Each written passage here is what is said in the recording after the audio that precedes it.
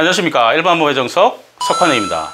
오늘은 일상생활 배상 책임보험에서 아랫집 피해 보상은 물론 보상받을 수가 있죠. 우리 집 수리 보상은 어떻게 받을 수 있는지 알아보는 시간을 갖도록 하겠습니다. 먼저 일상생활 배상 책임이 뭔지를 알아야 되죠. 주택의 소유 사용, 업무 중에는 발생한 사고는 보상을 해주지 않습니다. 관리나 피보험자 본인 또는 본인 이외의 피보험자의 일상생활 중입니다. 우연한 사고로 제3자 배상 책임보험을 보상을 해주는 보험입니다. 근데 우리 집은 제3자 배상 책임이 아닌데 보상을 해줘? 라고 말씀을 하시는데 오늘 제가 말씀을 드릴 수 있도록 하겠습니다. 두 번째는 일상생활 배상 책임 보장 특별약관의 종류입니다. 지금은 가족 일상생활 배상 책임 보험만 판매를 하고 있죠. 과거에는 일상생활 배상 책임, 또 자녀 배상 책임 보험이 있었습니다. 피보험자 내용을 한번 보시면 자녀입니다. 자녀 말 그대로. 그리고 일상생활 배상 책임은 피보험자, 배우자, 13세 미만의 자녀. 그리고 가족 일상생활 범위가 좀 넓죠. 피보험자, 배우자, 자녀, 동거 친족까지 보상을 받을 수가 있습니다. 세 번째는 이제 본 사안에 들어가기 전에 보상 사례 몇 가지 말씀드리고 말씀을 드릴 수 있도록 하겠습니다. 많은 사고죠. 누수사고 굉장히 많습니다. 누수사고로 아랫집 수리비 당연히 보상을 받죠. 오늘 제가 말씀드릴 피보험자 주택의 손해방지 수리비 40만원, 오탐지 비용 60만원, 벽면수리 보양자급 20만원 해서 총 120만원이 청구가 됐지만 보험회사에서는 보양비용을 뺀 20만원을 뺀 내용을 보험금으로 지급됐던 누수사고였습니다. 다음은 이제 배상책임 사고죠. 일상생활 배상책임이기 때문에 당연히 배상책임 사고인데 종류를 보면 2020년 7월 11일 날 사고가 났습니다. 요새 이제 공원 산책을 또 많이 하고 계시죠. 지나가는 타인이 손과 부딪혀 가지고 들고 있던 휴대폰이 떨어져서 수리비가 30만 원이 발생된 사고입니다. 그래서 면책 금액이 20만 원이죠. 지금 판매되어 있는 상품들이 모두 20만 원입니다. 누수는 50만 원이죠. 근데 과거에 판매됐던 상품들은 2만 원짜리도 있습니다. 그래서 과거 상품들 같은 경우는 28만 원을 받을 수가 있죠. 지금은 10만 원 보험금이 지급이 됐던 사고입니다. 다음은 자전거도 요새 많이 타고 있죠, 요즘. 그래서 자전거 사고, 피해자 과실이 항상 있습니다. 배상 책임 사고는 제가 여러 번 말씀을 드렸지만 피해자 과실이 항상 존재를 합니다.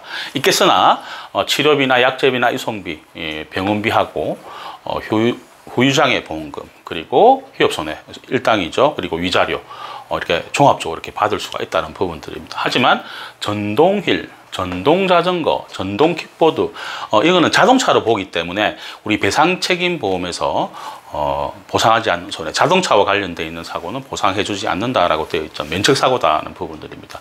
그래서 보상에서 제외되는 부분들입니다.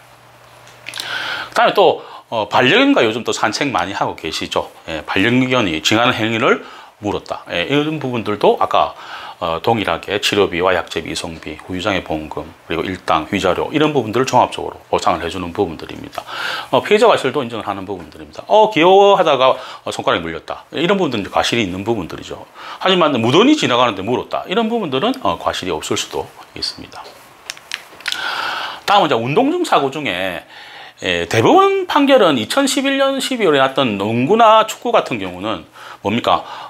볼 경합을 하다 보니까 어깨도 부딪히고 하기 때문에 그런 부분들에서 발생할 수 있는 거는 보상을 해주는 부분들이 아니다. 하지만 볼 경합이 아닌 상대방의 과실로 발생한 사고는 선별적으로 심사해서 면부책을 따져보자. 그러니까 보상을 해주는 사고는 한번 따져서 보상을 해주자는 부분들입니다. 그래서 무조건 이거를 접수를 하지 않는다라는 게 아니고 내용을 따져서 이렇게 조치를 할 수 있다는 그런 부분들입니다.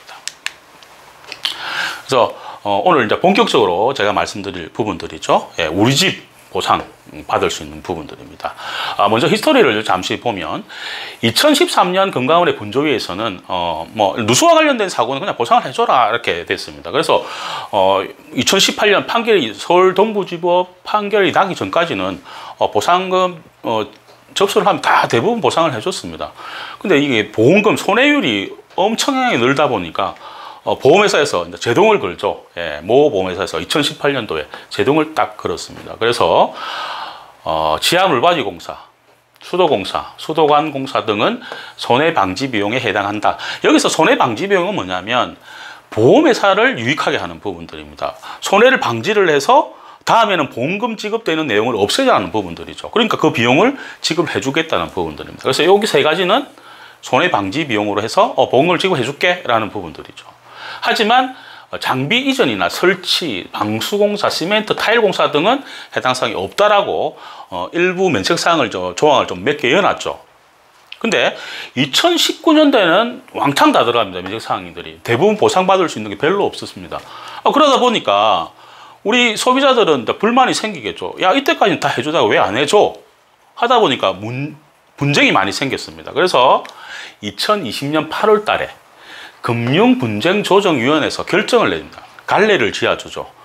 이거는 보상해주고 이건 보상해주지 마라고 해서 누수사고와 관련된 RHP 뭐 당연히 보상을 받는 부분들이죠. 물론 누수 원인을 탐지하기 위해서 든 누수 탐지 비용, 그리고 또 오탐지를 할 수 있죠. 여기서 물이 새는데 여기를 탐지할 수도 있죠. 예, 그런 부분들을 보상해줘라.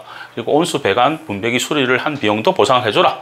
이런 부분들은 다 뭐다? 손해방지 비용으로 인정을 해서 배상 책임이지만 우리 집에 대한 부분들도 보상을 받을 수가 있더라는 부분들입니다. 그래서 이렇게 갈래를 저어줬던 부분들이죠. 오탐지 비용, 온수 배관 수리비, 누수와 직접적인 관련이 있는 수리비는 보상을 해줘라라는 부분들입니다. 꼭 기억을 하셔야 됩니다. 본 영상을 보신 분은 꼭 보험금 청구를 하시고 주위의 분들한테 이렇게 전파를 좀 해주셔야 되는 부분들입니다. 꼭 기억을 하시길 부탁드리겠습니다.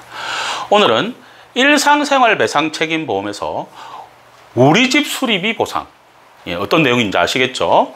어떻게 받을 수 있는지 알아보았습니다. 다음 시간은 제가 최근에 화재 대물 배상 책임보험을 가지하지 않아서 어떻게 되는지 물어보는 전화를 받았습니다. 마음이 굉장히 아팠는데요. 면책이기 때문에 바로 화재 대물 배상 책임보험을 가입해야 하는 이유에 대해서 구체적으로 알아보는 시간을 갖도록 하겠습니다. 일반 보험 무엇이든 물어보십시오. 상단의 카카오 채널에서 일반 보험의 정석을 검색하시거나 연락 주시면 성심성의껏 도와드리겠습니다. 항상 좋은 정보를 전해드리는 일반 보험의 정석이 되겠습니다. 정보가 좋았으면 구독하시고 좋아요, 알림 부탁드립니다. 일반 보험의 정석 석환익이었습니다.